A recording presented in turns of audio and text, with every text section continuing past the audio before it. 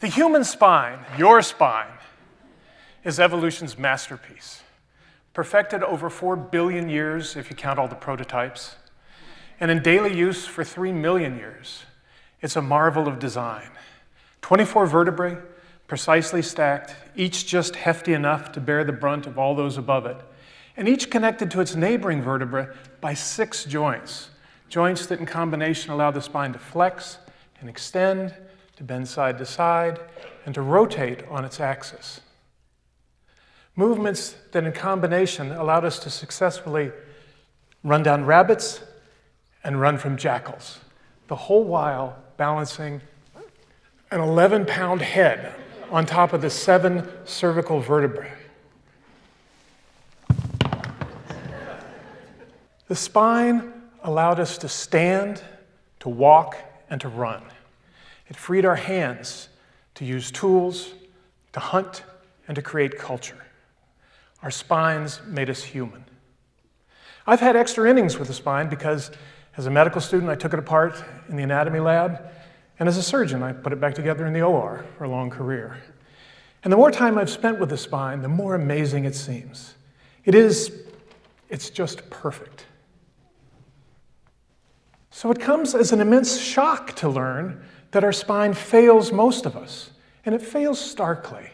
80% of Americans develop back pain that makes them seek medical care at some point in their lives. Often it becomes a chronic problem, sometimes treated with opioids, opening the door to the catastrophe of human drug addiction. Additionally, back pain costs America over $100 billion a year. That's right up there with cancer and heart disease. And here's the thing. Not only does the spine fail most of us, but it fails mysteriously. Almost always, x-rays, CT scans, all that stuff is normal. Heck, we don't even know what's hurting. Is it the discs, the facet joints, the fascia, the muscle? We don't know. It's pretty clearly not tissue damage or inflammation, but what then? We don't know. But here's a clue. Back pain is virtually unknown in cultures that still sit in traditional ways. Japan has a back pain rate of about 3%. Contrast that with the United States, 80%. Our spines are identical. So what's going on? Well, our office chairs are predicated on the idea that we require support in order to sit. So we get the headrest and the backrest and the armrest and the footrest. And then, in order to restore something that looks more like normal posture, we get the coup de grace, lumbar support. But we aren't being supported. We're being confined and restrained. Winston Churchill once observed that we shape our environment once, and then it shapes us forever. We spend on average 11 hours a day in intimate contact with chairs, and they are reshaping us for the worse. Much worse. But what if we started over with a clean sheet of paper, got rid of the headrest, all that stuff? What if we got rid of the fixed seat? What would that look like? Is that even possible? Well, after a year of failed prototypes, I discovered this geometric solid. It's the volume of intersection of 2 cylinders at right angles. Placed on top of a surface with another surface placed on top of it, it can rock on the surface it sits on, and the surface on top of it can also rock, allowing rocking in every direction. If we take that shape and put it under the seat pan of a chair, we get a chair that moves in all directions. If you sit on it, it requires moment-to-moment adjustment of your posture. But it all happens at the spinal reflex level. Your conscious brain is free to listen in to the conversation that your spine is having with gravity. But it all happens without any user input. It just kind of feels like floating.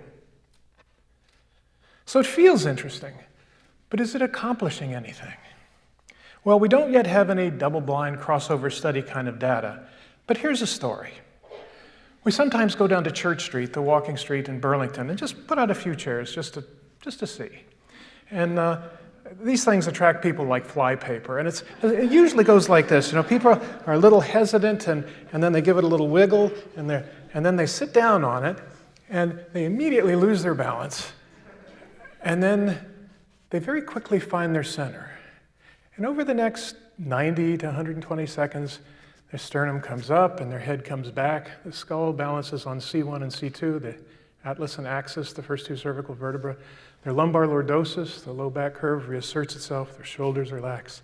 And pretty quickly, they're sitting with the casual posture of a baby sitting on the beach. So anyway, we're sitting on Church Street, and a young woman, maybe 13 or 14 years old, comes and sits down on one of our chairs, and she's just sitting there kind of blissing out in the sun. No phone, 1 minute, 2 minutes, 5 minutes, 10 minutes, 15 minutes. Then she gets up and walks away. But before she gets 10 paces, she says, "You know, I think it makes me walk better," as though some postural reset button had been pushed. Well, encouraged by this, I took a couple of chairs to a big academic ergonomic conference where researchers from all over the world were presenting their work. And there I met a guy who's very big in the world of office chair design. And we had a spirited conversation in which he talked about chair design, and I talked about anatomy and physiology and anthropology and epidemiology and a bunch of other ologies. And you know, we swapped email addresses, and I didn't think much more about it until I got home and I found a heartfelt email from this guy in my inbox in which he said, "I feel terrible. I've spent my life trying to make chairs so comfortable that no one would ever want to get up. And now I find that sitting slumped in front of a computer all day is catastrophic for people's posture and for their overall health. But what am I supposed to do? We've convinced people that they can't sit without lumbar support, and now we can't sell a chair unless it has lumbar support." The poor guy, and really his whole industry, is trapped by their legacy. So our little startup is not trying to make a better chair. We're trying to upend the idea of what a chair is. This won't be an easy lift because everybody already knows what a chair is. They're wrong. But this won't be an easy argument to win. So what to do? Well, maybe we just need a different audience, an audience that comes with no preconceptions about what chairs are, what sitting is, like say, kids. So we took some of our chairs to schools in Burlington, Vermont, and the kids really got into it.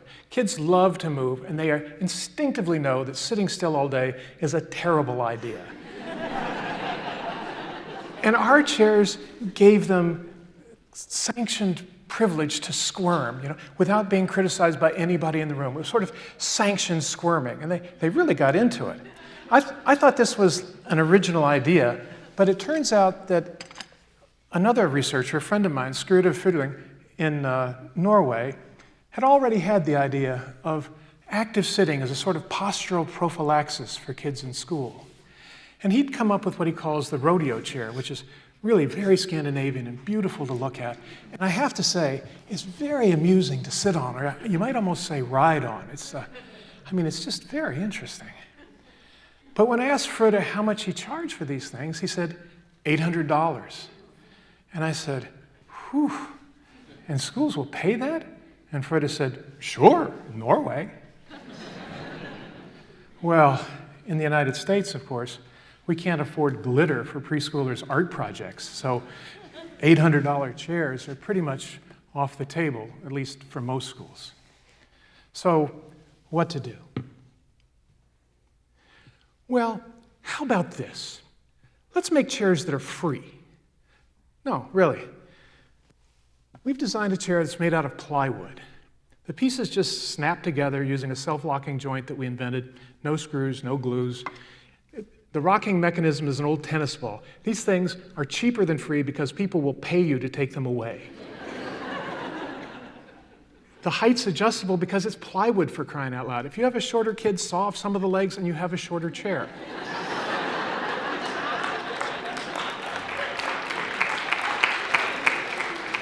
And then we stitch the top on with a piece of bungee cord, like you'd sew on a button. In fact, it kind of looks like a button.